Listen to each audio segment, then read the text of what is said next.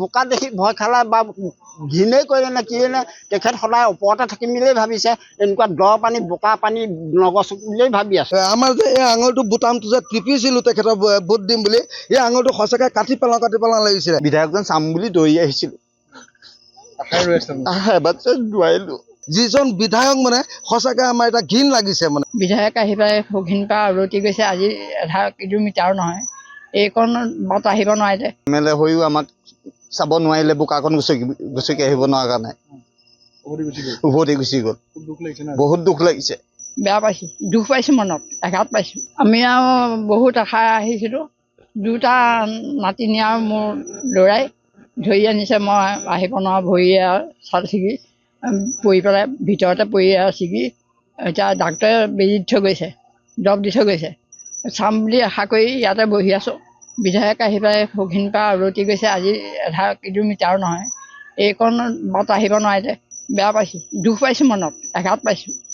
এই ৰাস্তাটোতে কত এতিয়া ধৰক পাৰ্টি আহিলে বোকা গুচকি আমাক চাবৰ কাৰণে, কিন্তু MLA হৈও আমাক চাব নোৱাৰিলে, বোকাকণ গুচকি আহিব নোৱাৰা কাৰণে উভতি গুচি গ'ল।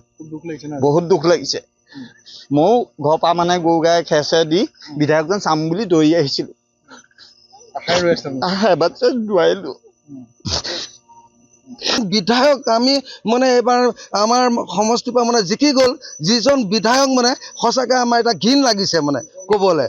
নিজকে মানে আমাৰ যে এই আঙুৰটো বুটামটো যে টিপিছিলোঁ তেখেতৰ ভোট দিম বুলি, এই আঙুৰটো সঁচাকৈ কাটি পেলাওঁ লাগিছিলে। এই আঙুৰটো দেখি আমাৰ ঘিণ লাগিছে মানে। এই আঙুৰটোৱে কেলে সেই বুটামটো আমি টিপিছিলোঁ, বৰ দুখ লাগিছে। আজি বৃদ্ধজন যেতিয়া সেইফালেদি পাৰ হৈ যাব পাৰে, তেখেতনো কিয় আহিব নোৱাৰে? সঁচাকৈ বহুত দুখ লাগিছে আমাৰ। আমাক একো নালাগে, তেখেতৰ এটা আমাৰ মুখৰ মানে মাত আমি অপেক্ষা কৰি আছিলোঁ। আমাৰ শিবিৰৰ সকলোৱে গম পালে আজি যে আমাৰ সমষ্টি বিধায়ক আহিব, তেতিয়া ইয়াত সকলোখিনি মানে গোট খাই আছে, আহিব চাম ইয়ালৈ আহিব বুলিয়ে ভাবিছিলে। যেতিয়া মানে গাড়ীখনৰ বোকা ৰাস্তা পানী বুলি গম পাই পেলাই গম পালে, তেতিয়া সকলো ওলাই গুচি গৈছিলে। আৰু ওলাই গৈ পেলাই এইসকল মানুহ গৈ নাপালে মানে এইখিনি মেষ্টতে থাকোঁতেই তেখেতে উলটি গুচি গ'ল, লগ নাপালে। তেতিয়া গোটেই মানুহখিনিয়ে কান্দি কাটি মানে আকৌ শিবিৰলৈ উলটি আহিছে। আৰু এই ৰাস্তাটো মৃণাল শইকীয়াই MLA হৈ থাকোঁতে বনাইছিলে। আমি ভাবিছিলোঁ এই ৰাস্তাটো অন্তত আৰু অকণমান ওখ কৰি ভালকৈ বনাম আৰু তেখেতে আমাক এইটো সুবিধা দিব, গৰু ছাগলী বান্ধিবলৈ, মানুহ দুনুহ অহা যোৱা কৰিবলৈ। আৰু গাঁৱততো পানী সোমাবই, কিন্তু ৰাস্তাটো ওখ হ'লে আমাৰ সুবিধা হয়। সেইখিনি কথাকে আমি কৰিম বুলি আশাৰে বাট চাই আছিলোঁ। তেখেত কিন্তু আমাৰ আশা পানী দুআষাৰ কৰিলে। গতিকে এনেকুৱা এজন আমাৰ বিধায়ক নালাগে আৰু। ইয়ালৈ আহিম বুলি আহিছিলে, কিন্তু বোকা দেখি ভয় খালে বা ঘিনেই কৰিলে নে কিয়ে নে তেখেত সদায় ওপৰতে থাকিম বুলিয়েই ভাবিছে। এনেকুৱা দ পানী বোকা পানী নগছক বুলিয়েই ভাবি আছে। সেইকাৰণে বোকা পানী গছকি এইসকল মানুহক খবৰ নল'লে আৰু উলটি গুচি গ'ল।